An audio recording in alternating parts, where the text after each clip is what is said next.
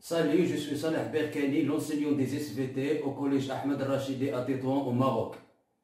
Mes chers élèves de la première année collégiale, parcours international, option français, les abonnés à ma chaîne Labo des SVT, bienvenue à cette séance consacrée au dossier du transport, chapitre du cycle sédimentaire, unité des phénomènes géologiques externes. Pour télécharger les animations utilisées dans cette séance, visitez le lien en dessous de la vidéo dans la description. Mes chers élèves, lors de la sortie géologique que nous avons organisée à Azla, on a découvert que le lit de l'oued d'Azla est couvert par des blocs de roches arrondis et émoussés. Et on s'est interrogé quelle est l'origine de ces blocs et comment ces blocs ont acquis cette forme arrondie. Pour répondre à ces questions, on va réaliser les activités suivantes. Observons tout d'abord cette vidéo. On constate que l'eau des rivières se trouble en période de précipitations et des crues, car l'eau est chargée des boues argileuses qui sont érodées et transportées des montagnes. C'est le transport des produits de l'érosion, qui est la deuxième étape du cycle sédimentaire, après l'érosion. Alors, de quoi est constituée la charge de l'eau? Mes chers élèves, les particules rocheuses transportées par les rivières constituent la charge de l'eau.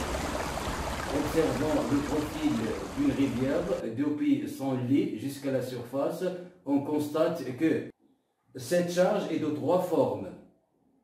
La charge est glissante ou rampante ou roulante sur le fond de la rivière.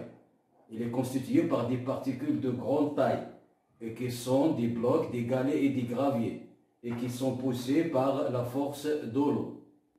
Ces particules prennent une forme arrondie lors d'un très long transport du fait que leur côté anguleux s'use le long de leur parcours. La charge saltatoire constituée par les particules de moyenne taille et qui sont les sables. La charge en suspension constituée par les boues argileuses qui font troubler l'eau des rivières lors des précipitations. La charge dissoute constituée par des particules microscopiques invisibles dissoutes dans l'eau, comme les particules calcaires et les particules siliceuses. Et maintenant, analysons le diagramme de Gilstrom qui représente le comportement des particules rocheuses détritiques, soit érodées ou bien transportées ou sédimentées en fonction de la vitesse du courant d'eau sur lequel elles sont soumises. Une particule de 1 cm par exemple sera érodée par un courant d'eau de vitesse supérieure à 50 cm par seconde et sera transportée par un courant de vitesse compris entre 50 et 10 cm par seconde et sera déposée sous une vitesse inférieure à 10 cm par seconde. Observons maintenant ce paysage géologique qui est un REC, c'est-à-dire des dunes sableuses dans une zone désertique. Ces dunes sableuses sont soumises à l'action du vent. En effet, le vent transporte les sables sous forme de tempêtes sableuses. Sous l'action des vents, ces dunes sont en déplacement continuel, ce qui fait apparaître des terrains plats couverts par des blocs et des cailloux que le vent ne peut pas transporter. Ce paysage constitue un ergue. Donc, le vent est un moyen de transport des particules détritiques et fines.